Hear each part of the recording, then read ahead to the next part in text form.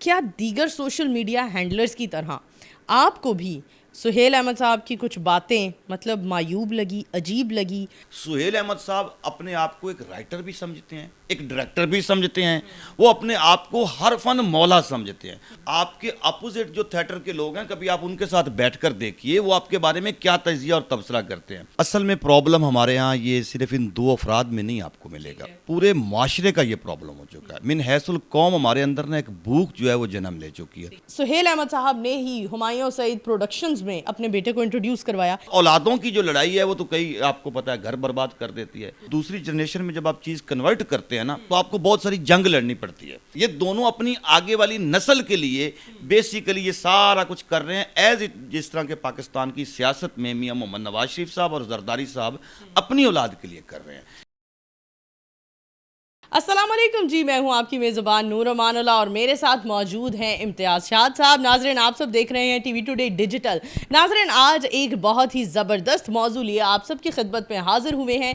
हाल ही में social media पर एक वीडियो वायरल हुआ जिसमें आपने, मैंने, हम सब ने देखा कि Namvar comedian, Namvar artist, director, producer जनाब सुहेल अहमद साहब, नामवर पॉडकास्टर और एंकर होस्ट जनाब अहमद अली भट्ट साहब को एक इंटरव्यू दे रहे हैं। उस इंटरव्यू में उन्होंने कुछ बातें की, जो बातें दीगर लोगों को तो मैं नहीं जानती, लेकिन नामवर और senior journalist, Namvar anchor person जनाब आफ्ताब इकबाल साहब को चुभ गई।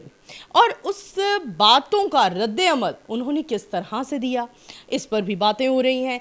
लोग बहुत ज़्यादा तनकीद का निशाना बना रहे हैं नामवर कॉमेडियन जनाब सुहेल अहमद साहब को भी, और कह रहे हैं कि आखिर उन्हें हमारे बानी पीटीआई से क्या दुश्मनी है, वो क्यों उनके बारे में इस तरह के अल्फाजात इस्तेमाल करते हैं। समझ नहीं आ रहा कि जितने भी सोशल मीडिया यूज़र्स हैं, हैंडलर्स हैं, उन्हें सुहेल अहमद साहब से उनके ऊपर तनकीद करने की वजह बानी पीटीआई बने हैं, या फिर उनके अंदर जो एक तकब्बुर अवाम ने महसूस किया है वो तनकीद की वजह बने हैं।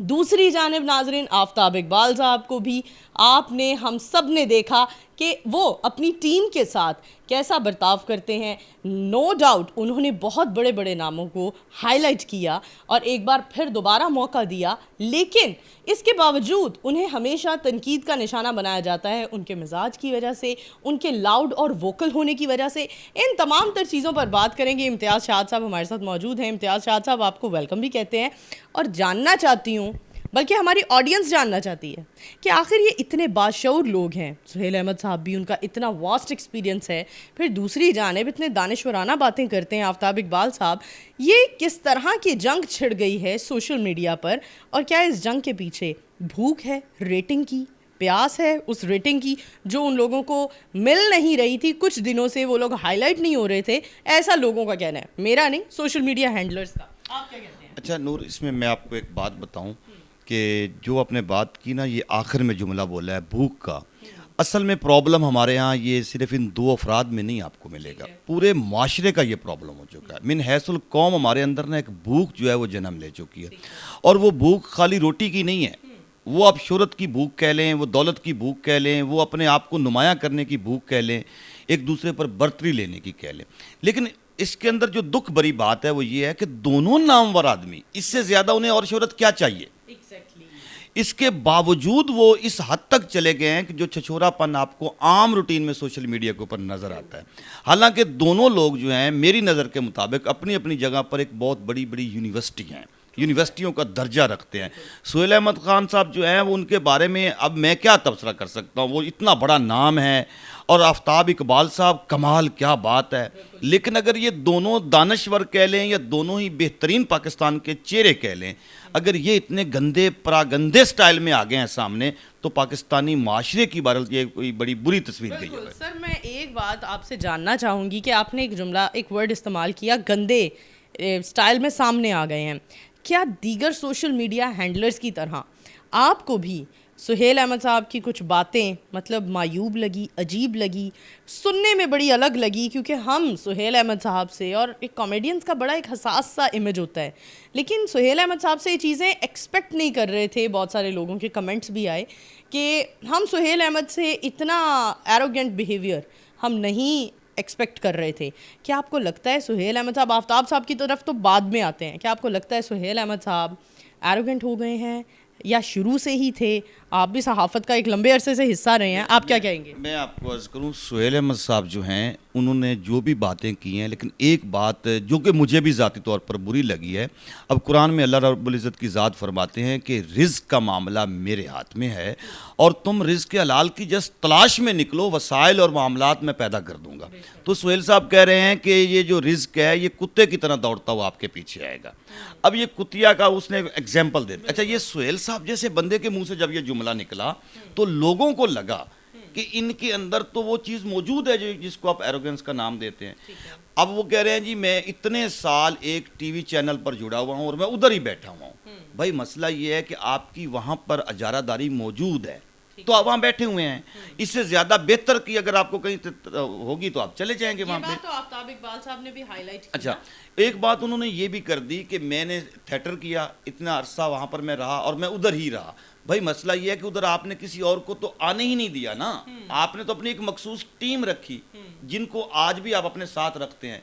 आपके अपोजिट जो थिएटर के लोग हैं, कभी आप उनके साथ बैठकर देखिए वो आपके बारे में क्या तजिया और तबसरा करते हैं। वो कहते हैं कि जी आप तो दरवाजे में दाखिल ही उसे देते हैं जो आपको सुहेल साहब तसव्वुर करके अंदर आता है, तो दूसरों को तो आप आने ही नहीं देते। असल मामला ये है कि नूर अमानुल्लाह, आप मुझसे बेहतर जानती हैं कि ये इन दोनों के दरमियान जो इख्तलाफ हुआ है, जिसका पहला पॉइंट जो है वो ये हुआ कि आफ्ताब इकबाल ने जब बात की कि अमानुल्लाह खान साहब जो हैं वो बहुत बड़े अदाकार नहीं, बहुत बड़े कमेडियन हैं। ठीक है। अच्छा, अब अदाकार होना एक अलग बात है, वो तो स्क्रिप्टेड होता है ना। तो मतलब यहाँ पे अमानुल्लाह खान साहब जो हैं वो स्क्रिप्ट के बगैर फिल बदी जुमले बोलने में उन्होंने कहा कि सिर्फ वो पाकिस्तान नहीं, एशिया नहीं, पूरी दुनिया में उनका एक नाम है और जो कि इसमें कोई शक नहीं है। अच्छा, ये पाकिस्तान के लिए फ़ख्र की बात है। उन्होंने कहा अगर दूसरे नंबर पर देखा जाए तो वो सुहेल अहमद साहब बेहतरीन अदाकार हैं।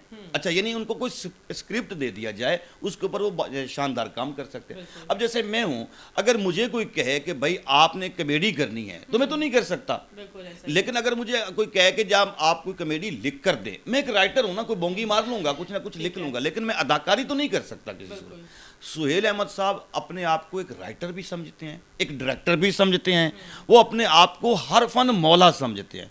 और मद्दे मुकाबिल जो आफ्ताब इकबाल है वो भी अपने आप को एक अपना खुदा बनाए हुए हैं अपनी जहान के अंदर, वो भी एक पूरी उस।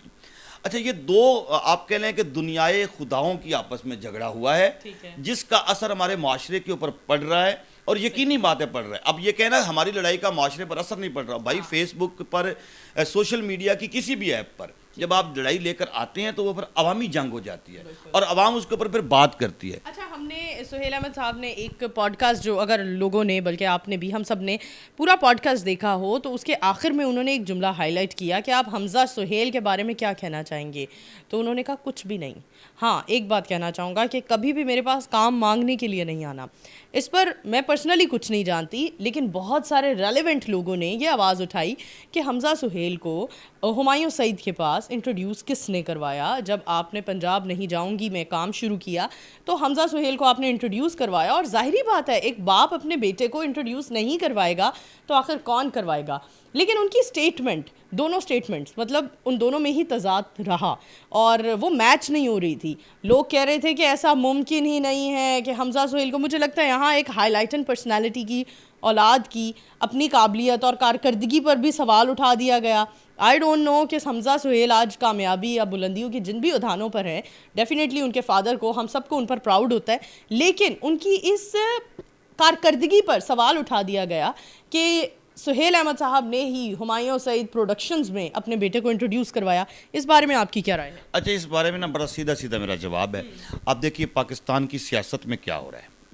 नवाज शरीफ साहब अपना सब कुछ हार बैठे हैं अपनी बेटी की खातिर। आसिफ अली जरदारी साहब तमाम कुर्बानियां देने के लिए तैयार हो गए अपने बेटे की खातिर। तो ये जब ये जनरेशन में ना, अब दूसरी जनरेशन में जब आप चीज़ कन्वर्ट करते हैं ना, तो आपको बहुत सारी जंग लड़नी पड़ती है। सुहेल अहमद को भी यही जंग लड़नी पड़ रही है और आफ्ताब इकबाल को भी यही जंग लड़नी पड़ रही है। ये दोनों अपनी आगे वाली नस्ल के लिए बेसिकली ये सारा कुछ कर रहे हैं एज इट। जिस तरह के पाकिस्तान की सियासत में मियां मोहम्मद नवाज शरीफ साहब और जरदारी साहब अपनी औलाद के लिए कर रहे हैं, इसी तरह आपको चौधरी बरादरान की सियासत में देखने को मिलेगा कि उन्होंने भी अपनी औलाद की खातिर घर तक उजाड़ लिए। तो ये बुनियादी तौर पर इंसानी फितरत है कि आप जब अपनी ज़ात तक रहते हैं तो बहुत सारी कुर्बानियाँ दी। शायद इनकी लड़ाइयाँ पहले भी काफ़ी हो चुकी हैं, कभी इस तरह हाईलाइट नहीं हुआ। अब मसला आ गया इनकी औलादों का, और औलादों की जो लड़ाई है वो तो कई आपको पता है घर बर्बाद कर देती है। और इस हवाले से मैं ज़रा आपको कहते हैं क्रेडिट दूंगा कि आपके वालिद साहब ने शायद आपको ऐसा नहीं सिखाया जिसकी वजह से आप अपने पाँव पर खुद खड़े हैं। तो ये बहरहाल एक चीज़ मुझे नज़र आई। जी बिल्कुल। अच्छा, एक और बात, हमने सुहेल अहमद साहब की तमाम तर एस्पेक्ट हमने डिस्कस किए जो हमने पॉडकास्ट में सुने। अब चलते हैं आफ्ताब इकबाल साहब की जानिब। आफ्ताब इकबाल साहब का अगर हम उनके साथ काम करने वाले टीम मेंबर्स की बात करें तो उनका भी कुछ राय इतनी मस्बत नहीं होती उनके बारे में, उनका काम करवाने का तरीका उससे लोग इख्तलाफ रखते हैं। लेकिन दूसरी जानिब तमाम तर उनकी टीम को छोड़ कर जाने वाले जितने भी कॉमेडियंस हैं, परफॉर्मर्स हैं, उन सब का ये भी मानना होता है कि हाँ, हमसे जिस तरीके से आफ्ताब इकबाल ने काम करवाया, हमें तराश दिया, हमें काम करना सिखा दिया। लेकिन सुहेल अहमद साहब ने एक और जुमला इस्तेमाल किया कि थोड़ी थोड़ी पेमेंट के लिए। आज अगर आप और मैं अपनी जॉब ही कर रहे हैं, थोड़ी थोड़ी पेमेंट के लिए ही कर रहे हैं, लेकिन अगर नेक्स्ट पर्सन हमें कहे कि आप चंद रुपयों की खातिर आप लोग हमें, मतलब आप किस तरह से काम कर रहे हैं, क्या कर रहे हैं और जी हजूरी कर रहे हैं, तो क्या आपको लगता है हमें इस तरह से हाईलाइट करना चाहिए? और ख़ास तौर पर एक सीनियर बंदे को कि थोड़ी थोड़ी तनख्वाहों की खातिर उसके आगे बैठे होते हैं, जी जी वाह वाह वाह कर रहे होते हैं। आप इस बात पर क्या कहेंगे? मैं आपको बताऊं, आप इसके यानी कि वो टीम को ज़रा देख लीजिए। सुहेल अहमद साहब की जो टीम है वो आफ्ताब इकबाल के पास नहीं गई है। आफ्ताब इकबाल के पास जो ग्रुप पहुंचा हुआ है वो इसके बिल्कुल एंटी है। यानी ये आपने वाजे देखना है। सुहेल अहमद साहब ने हिट किया है अपनी टीम की फेवर में और उन लोगों के लिए कि यार ये लोग छोटे हैं और मेरी टीम के जो लोग हैं वो बहुत बड़े लोग हैं। हालांकि आफ्ताब इकबाल जो है वो सख्त आदमी हो सकता है अपनी जगह पर, आप भी गवाह होंगे इस बात के कि उसने लोगों को बिल्कुल बेनामी की दुनिया में चले जाने वाले लोगों को उसने उठाकर वो एक अच्छा जो थिएटर का हाल हो गया था वल्गैरिटी के हवाले से और ये वो उसके अंदर से निकाल कर उसने एक स्ट्रीम मेन स्ट्रीम के अंदर लेकर आया लोगों को। और आज लोग जो कर रहे हैं आपको वीलॉग्स भी करते हुए नज़र आ रहे हैं, सब कुछ, तो ये वो वाला पैटर्न है। अच्छा, वो मानते हैं इस बात को कि एक अच्छा उस्ताद है। अच्छा, बाज़ औक़ात उस्ताद सख्त भी होता है, उसका मारने का डांटने का अंदाज जो है वो ज़रूर अनोखा हो सकता है, लेकिन उसके अंदर वो चीज़ नहीं होती है। अब रहेगी बात आफ्ताब इकबाल की कि आफ्ताब इकबाल भी एक बड़े बाप का बेटा है। अच्छा, सुहेल अहमद साहब कोई बड़े बाप के बेटे नहीं हैं, उनके वालिद साहब जस्ट पुलिस में थे ना। हाँ, वो अपनी जगह पे ईमानदार होंगे, बहुत बड़े होंगे, लेकिन मैं कह रहा हूँ कि पब्लिक में वो आफ्ताब इकबाल, जी आफ्ताब इकबाल तो जिस घर में पैदा हुआ है वो उनका वालिद जो है वो तो पहले ही एक नाम रहा है, तो उसकी वजह से आफ्ताब इकबाल जो है उसके अंदर वो चीज़ें मौजूद है।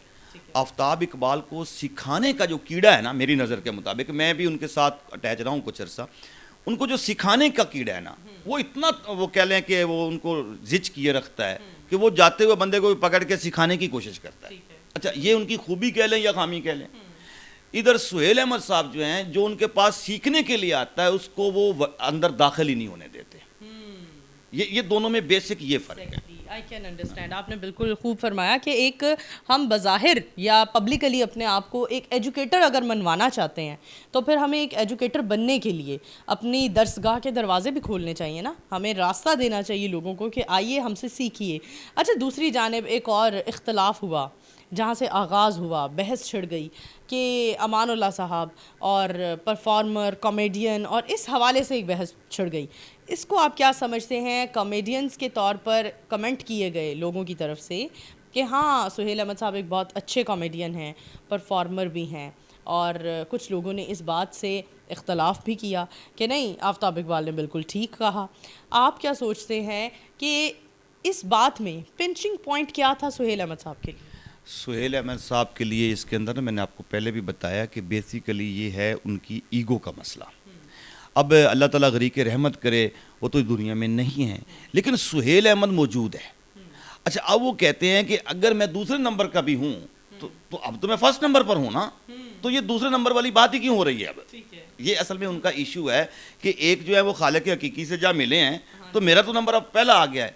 भाई आप उस लिस्ट में कभी भी पहले नंबर पर नहीं आ सकते हैं। उसकी वजह यह है कि जो क्वालिटीज अल्लाह ने उनको दे रखी थी, आफ्ताब इकबाल ने वाज़े तौर पर कहा कि भाई वो फिल बदी जो जुमले बोल रहा है वो बंदा वो कमाल बोल रहा है।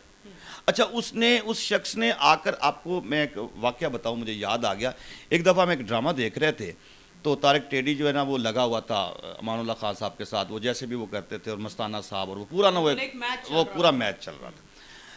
तो अच्छा, उसमें अमानुल्लाह खान साहब जो है वो महसूस बेइज्जती करवाई जा रहे हैं, वो जो भी जुगते उनको हो रही हैं, वो बड़े हैप्पी हो रहे हैं और क्लैपिंग हो रही है, पूरा हाल। मैं उसके बाद ना खान साहब से पूछा, मैंने कहा खान साहब मुझे ना दुख हुआ कि ये आपको मतलब, उन्होंने कहा पुत्र पहले बेइज्जती करन दे पैसे लेंदा सी, हुण बेइज्जती करान दे लेना वा। मैं तो बच्चों वास्ते रोज ही कमानी है, वो बेइज्जती करके लवां या असल में देखे ना वो लोग कितने बड़े लोग थे। अब वो इस बात को महसूस कर सकते थे कि यार ये बच्चे मेरी क्यों बेइज्जती कर। अच्छा, उनको उन्होंने मौका दिया, सिखाया। इधर सुहेल अहमद साहब की तरफ थोड़ा सा इशू है ये, जिसके अंदर इनको अगर थोड़ा सा भी वो कोई ना कोई चीज़ हो जाए ना, तो सुहेल साहब जो है ना, वो आपको मालूम होना चाहिए कि सुहेल साहब एक दो ड्रामों में वो मुकम्मल तौर पर पैकअप भी कर गए, वो इख्तलाफ कर जाते हैं और इतना शदीद वो पता नहीं क्यों कर जाते हैं।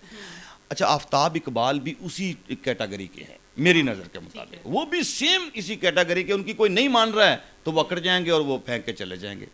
देखिए ना, सुहेल साहब ने जो कहा कि वो एक जगह पर टिक कर नहीं रहते। अच्छा, वो सुहेल साहब को ना समझने में गलती हुई है कुछ चीज़ें ना, वो उसकी वजह ये है कि कॉमेडी करना, इस तरह के अदाकारी करना, ये एक डिफरेंट फील्ड है। प्रोग्रामिंग चलाना, ये जो होता है ना, आप पॉलिटिकल या मतलब आप कह लें उसको कि करंट अफेयर्स के शोज़ जो हैं, इन्फो एंटरटेनमेंट, इसके अंदर आपको बड़े जुमलों को सोच समझ के अदा करना पड़ता है, इसकी भारी कीमत होती है। अब वो आफ्ताब इकबाल की मैनेजमेंट से लड़ाइयाँ होती रही हैं। अच्छा, हम लोग बैठे हुए हैं, हमारे अपने टीवी का अपना एक मतलब जाहिर है कि वो एक प्लान होगा। अब उसके अंदर जब हम रह के खेल सकते हैं ना, उससे बाहर निकलेंगे तो डेफिनेटली हमारे ऊपर भी प्रेशर आएगा, मैनेजमेंट के साथ हमारा भी इशू हो जाएगा। तो वो इशू सुहेल अहमद को नहीं फेस करना पड़ रहा है। वो जब इन्होंने अपना शो स्टार्ट किया था यहाँ पे, तो उस वक्त भी ये तय था कि आप इस रोल से बाहर नहीं निकलोगे, तो वो नहीं निकले, अजीजी के उस किरदार से बाहर नहीं। अच्छा, आज भी वो अजीजी के किरदार में बैठे हुए हैं, तो अजीजी का किरदार किसने दिया उनको? असल मसला ये है कि यहाँ पे अपनी ज़ात को बड़ा दिखाने के लिए ना ये सारा खेल हो रहा है। लेकिन आफ्ताब इकबाल जो है मेरी नज़र के मुताबिक अगर वो रिस्पॉन्स ना करता तो बहुत अच्छा होता। ठीक है, लेकिन उनका अपना भी एक डिजिटल प्लेटफॉर्म है ना जी, और उन्होंने अपने डिजिटल प्लेटफॉर्म पर अगर रिस्पॉन्ड किया तो उनको उस रिस्पांस के ही लाखों रुपए आ गए होंगे। अब हम इस तरफ देख लेते हैं, आमदनी की तरफ आप जाइए ना। ये अब इस तरफ देखें कि जब इनको कोई खुराक नहीं मिलती है ना, तो वो फिर अपने जिस्म को खाने वाला मामला है, तो फिर उस हद तक भी चले जाते हैं। अच्छा, एक बड़ी शेख सादी की रवायत है कि एक जो शख्स कोई बुराई की तरफ इन्वॉल्व होता है ना, तो वो चूँकि उसके अंदर जो इन्वॉल्व हो चुका होता है और आदी हो जाता है उसका, तो उसको कोई बुराई के लिए वो मौके नहीं ना मिलते हैं, तो वो घर के अफराद को भी इन्वॉल्व कर लेता है। यानी उसकी मिसाल यूँ थी कि एक शराबी जो है वो शराब खाने जब पी गया ना, तो वहाँ लोगों ने उसके साथ बैठने से एतराज़ कर दिया, उसको लोग बिठाते नहीं थे। वो वापस आया और उसने अपने 2 बच्चों को ट्रेंड किया बाकायदा कि अब हम घर में महफिल लगाया करेंगे। मसला ये है कि जब इनके पास व्यूज़ कम हो जाते हैं, लाइक्स कम होते हैं, रेटिंग का इशू बनना शुरू हो जाता है, तो फिर ये अपने घर के अंदर से मसाइल घड़ते हैं। मेरी नज़र के मुताबिक तो ये हुआ ये। अच्छा, एक इसका एक और भी एंगल है, वो ज़रा मैं आपको बताता चलूँ, वो है इसका एक सियासी एंगल। ठीक है, सुहेल अहमद खान साहब जो हैं उनका बेसिकली नवाज शरीफ और फैमिली के साथ एक पूरा वो आपको पता है वो मोहब्बत है। और आफ्ताब इकबाल साहब जो हैं वो जाहिर है कि वो इस वक्त आप यूथिया कह लें या जो भी कह लें, वो इमरान खान के साथ उनका एक वो पूरी मोहब्बत का वो है। ये 2 मोहब्बतें भी टकराई हैं आप। ठीक है। अच्छा, इसके अंदर ये कोई जैसे आफ्ताब इकबाल कह रहा है ना कि ये स्क्रिप्टेड है, सुहेल अहमद ने कोई स्क्रिप्टेड ये बात की है या मतलब उसको कोई लाइन दी गई है, तो ये नहीं है। ये दोनों जगहों पर अपनी अपनी वो एक वो चीज़ चल रही है, अना की जंग चल रही है। ये नवाज शरीफ और इमरान खान तो अब लड़ने से रहे, क्योंकि वो जहाँ पे अंजाम के नवाज शरीफ ने पहुँचाना था उसको वो पहुँच गया, और नवाज शरीफ का भी अंजाम जो हो गया वो भी दुनिया को समझ आ गई है। लिहाजा अब ये जो उनकी मोहब्बत में इन्वॉल्व लोग हैं ना, मोहब्बत में अंधे होने वाले लोग हैं, वो अब इस अंजाम तक शायद पहुंचना चाह रहे हैं, तो उन्हें अक्ल करनी चाहिए, उन दोनों का अंजाम देखकर उस अंजाम तक ना जाए तो बेहतर। बिल्कुल जी, बिल्कुल। ये मैसेज तो हमारे तमाम तर उन व्यूवर्स के लिए भी है जो सियासी लीडर्स की मोहब्बत में इतना ज़ातियात पर उतर आते हैं, रिश्तेदारियां तोड़ देते हैं कि फ़लाँ ने तीर को वोट दिया, फ़लाँ ने बल्ले को वोट दिया, फ़लाँ ने जी शेर को वोट दिया, और हम इन सियासी जमातों को लेकर अपने ताल्लुक़ तबाह करते हैं। और ऐसा ही हो रहा है बड़ी बड़ी नामवर शख्सियात में। डिजिटल प्लेटफॉर्म हमारे सामने एक बड़ी मिसाल है। नाज़रीन, इन इख्तलाफात को एक तरफ रख कर, अपनी ज़ात को नफ़ी करके अगर हम दूसरे को बड़ा मान लेंगे तो मुझे लगता है दूसरों को भी ऐसा सोचना चाहिए। शायद लोग इस बात से इख्तलाफ रखते हों कि हमें अपनी ज़ात को नफ़ी करके अगर दूसरे को बड़ा कह देंगे तो क्या उससे हमारी ज़ात छोटी नहीं पड़ जाएगी, बल्कि दूसरे के दिल में भी रिस्पेक्ट आएगी। और एक रिवायत है कि आप अगर किसी को कहते हैं आप बहुत खूबसूरत लग रही हैं, तो आपको भी जुमला वापस मिलता है, जी आप भी बहुत अच्छी लग रही हैं। तो मुझे लगता है आपको एक दूसरे से मोहब्बत से और अपनी ज़ात को नफ़ी करके, अपनी अंदर की ईगो और अना को ख़त्म करके, माइनस करके मोहब्बत फैलानी चाहिए। सोशल मीडिया एक ऐसा प्लेटफॉर्म बन चुका है जिससे हमारी न्यू जनरेशन बहुत ज़्यादा मुतासर हो चुकी है, और यहाँ पर हमें एंजाइटी देखने को मिलती है, डिप्रेशन देखने को मिलता है। क्यों मिलता है? क्योंकि इतनी नेगेटिविटी फैलती जा रही है। उस नेगेटिविटी को मुझे लगता है जब सीनियर इतने बड़े बड़े लोग उस नेगेटिविटी को माइनस नहीं कर रहे हैं अपने अंदर से, तो वही नेगेटिविटी सोशल मीडिया पर हाईलाइट हो रही है, और वही हाईलाइटेड नेगेटिविटी हमारे तमाम तर न्यू जनरेशन के जहनों पर सवार है, जो वजह बन रही है डिप्रेशन और एंजाइटी की। तो इनफरादी तौर पर ख़ुद को बेहतर बनाइए। इजाज़त दीजिए अपनी होस्ट को, नूर अमानुल्लाह को, और इम्तियाज़ शाद साहब आपका भी बहुत बहुत शुक्रिया जी। बड़ी अच्छी एक हमारी गपशप रही, हमने गॉसिप को एक डिस्कस किया, और मुझे बिल्कुल यही वाइब आई कि मेरे साथ एक खातून बैठी हुई है जिसके साथ मैं गॉसिप्स कर रही हूँ। थैंक यू सो मच जी, बहुत शुक्रिया। हमारे चैनल को लाइक करें, सब्सक्राइब करें। अल्लाह हाफ़िज़।